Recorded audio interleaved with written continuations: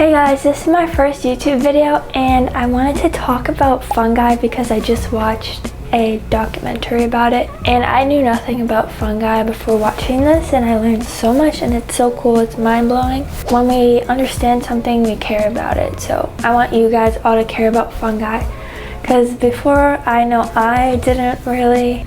gave it a second thought, and when I was younger I would just like kick over mushrooms because it was fun. But knowing everything I do now, I'm going to share it with you guys so you can share it with other people, and then we're all going to care about fungi. Okay, so where should I start? I have a whole list of notes. So first, let's just understand what fungi do. So they're the decomposers of the world. They break down everything, and if we didn't have them, then the forest would be overgrown and there'd be rotting bodies everywhere. So we definitely need these guys to be the cleanup crew.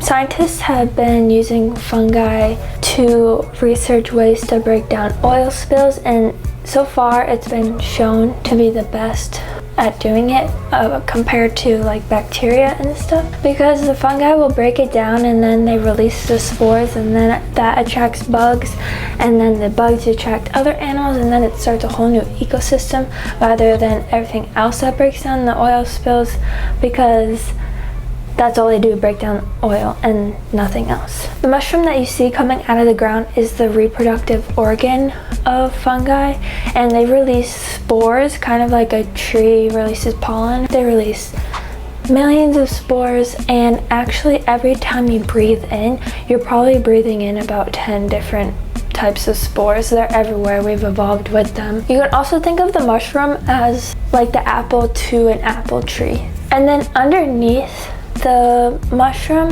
there's a web of roots called mycelium, and this is like the neurons in our brain. They release electrical signals, and the cool thing about this is that this allows trees to actually communicate with other trees. So a tree will swap nutrients through these networks, and they'll warn other trees about pests and everything.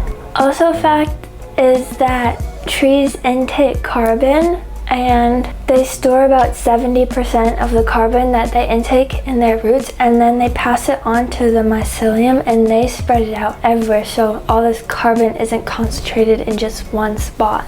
So there's so much mycelium, it's all over the world, even in Antarctica and the ocean, so it's everywhere, and every single step you take there's about 3 miles of mycelium networks underneath. Fungi first appeared around 1 billion years ago, and it was found that the Mayan cultures had these mushroom stones. They had like faces on mushrooms, and this can tell us that they probably were eating mushrooms, maybe psychedelic ones even, and this probably expanded their minds to think of new ideas and tools and war strategies and everything.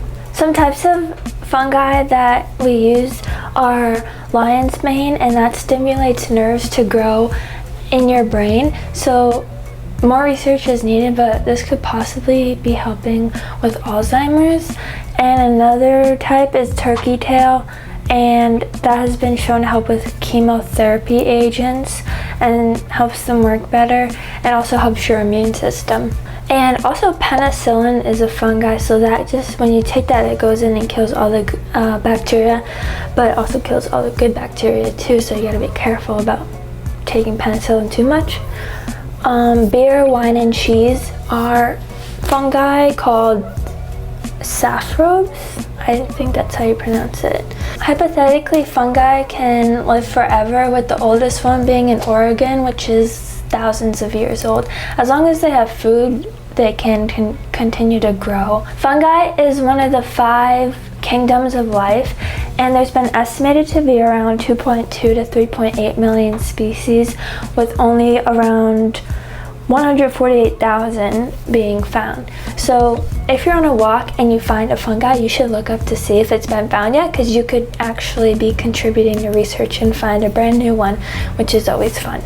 Okay, that's all the fungi facts I have to share with you so far. I'm definitely going to be researching more about them because there's so much that I don't know. And Let me know what your favorite fact was. This is my first official YouTube video and I'm going to be posting a lot more, so subscribe to me to see more facts about wildlife. I do a lot of animal videos, but I'm going to start doing more plant videos and just nature videos in general. Thank you, bye.